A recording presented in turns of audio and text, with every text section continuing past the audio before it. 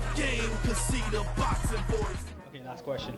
You have fighters at different levels. You have Neno coming up, making the splash. You got Hector Tanajara. You got Josh Franco here out of here in San Antonio, and you also got guys who are at different parts of their career, like Mikey, like Brandon and Chavez Jr. What do you think it's going to take to click and get Chavez Jr. to maybe see what other trainers couldn't get him to see?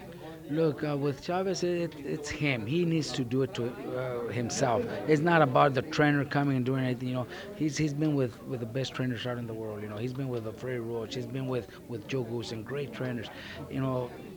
I they're great at what they do. But it's Chavez that needs to bring, he needs to have that connection with the trainer. He needs to believe in the trainer. And it looks like we're getting that connection. We're still not 100% there, but it looks like we are getting that connection. So if we get to that point, then it's unstoppable. He's unstoppable. He's really good at what he does. He's very strong, physically very strong. So I think there's so many things he could do.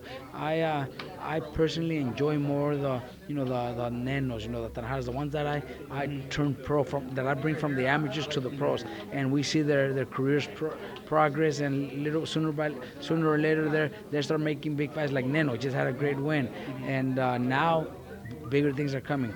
Tanajara, Josh, who are barely getting started, still fighting 4 and 6 rounds.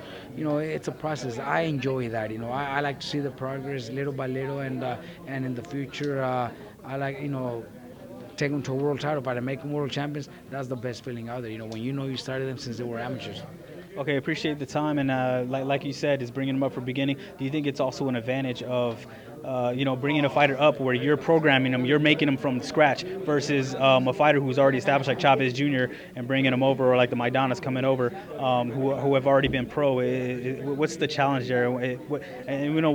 There's pros and cons to both, but what's the difference? It's definitely much better to start them when they're young, when they're young amateurs into the pros. It's so much easier, and I enjoy that much better. But it's also